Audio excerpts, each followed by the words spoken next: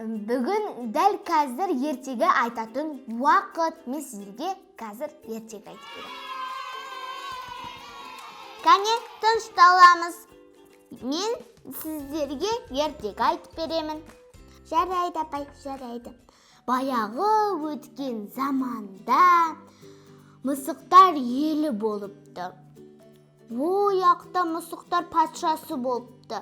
Оған бәрі бағынып, тату-тәтті өмір сүріпті. Патшаның ерке тотай, қырсық марғауы болыпты. Ол марғау жолда сиқырлы таяқша тауып.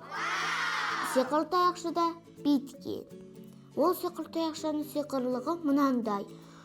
Жаны жоқ затқа осы сиқырлы таяқшаны тигізсең, ол заттың жаны болады дейді. Мысық деген ол сиқырлы таяқшаны жанында отырған, ойнап отырған қуыршағына тигізсе, қуыршақ сәлем дейді.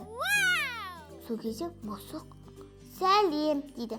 Сонда қуыршағы айтады: менің тәтті балымыздағы жегім келеді, менің тәтті балымыздағы жегім келеді, тәтті балымыздағы жегім келеді дейді. Сол кезде мысық: біздің үйде балымыздағы жоқ қой десе, менің балымыздағы жегім келеді, тәтті балымыздағы жегім келеді дейді. Сол кезде мысық үйіне жүгіріп барып, ақша алып дүкенге барады. Дүкенге барса, тәтті балымыздағы жоқ екен, әлі келмепті. Сосын қуыршақ айтады: менің тәтті балымыздағы жегім келеді, тәтті балымыздағы жегім келеді дейді.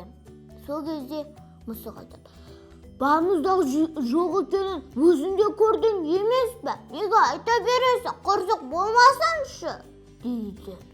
Қуыршақ одан сайын айғайлап айта береді. Менің тәтті балымыздағы жегім келеді, тәтті балымыздағы жегім келеді дейді. Үйге қуыршағын алып барады. Сол кезде жаңбыр жауып кетеді. Жаңбыр жауған кезде қуыршағының үсті су болып қалады. Қызыл көйлегін шешеміз деп мысық айтып еді, көйлегін су болып қалды ғой десе, ол: мен қызыл көйлегімді шешпеймін деп қуыршақ айтыпты. Қызыл көйлегім су болса да кие беремін дейді. Сол кезде мысық айтады: жоқ, болмайды, ауырып қаласың дейді. Жоқ, мен ауырмаймын. Ендеше жүр, тамақ же дейді. Жоқ, менің тәтті кәмпит жегім келеді дейді. Апай, мен де тәтті кәмпит жегім келеді. Неге сен тәтті кәмпит жегің келеді? Менің тәтті кәмпит жегім келеді. Менің де тәтті кәмпит жегім келеді. Кәмпит.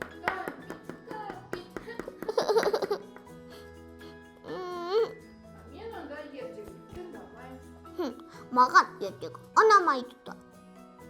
Ендеше ары қарай жалғастырайын. Бір адам тыңдамаса еш нәрсе етпейді.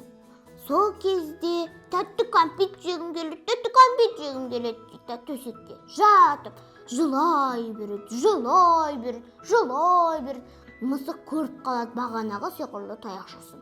Үкі айтады: сен сиқырлы таяқшаны өзің қандайсың, сол қуыршақ та сондай болады дейді. Бұл қуыршақ қырсық қой десе, үкі айтады: сенің өзің де қырсықсың. Жоқ, мен қырсық емеспін дейді.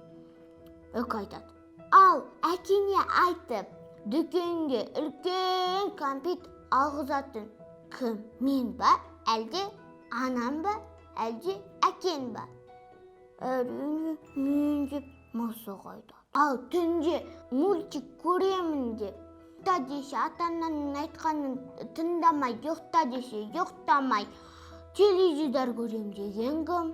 Мен ба, әлде ата-анам ба? Әрине мен дейді. Сол кезде ол одан кейін ақылды болады. Апа, мені кешіресіз бе? Мені кешіріңдерші, достарым. Жарайды, кешіреміз. Бара қой. Достар, көрдіңіздер ме? Қырсық болуға болмайды. Сондықтан ақылды болып, ата-анамызды тыңдайық. Сау болыңдар. Келесі кездескенше лайк басып тіркеліп кетіңдер. Менен бірге болыңдар.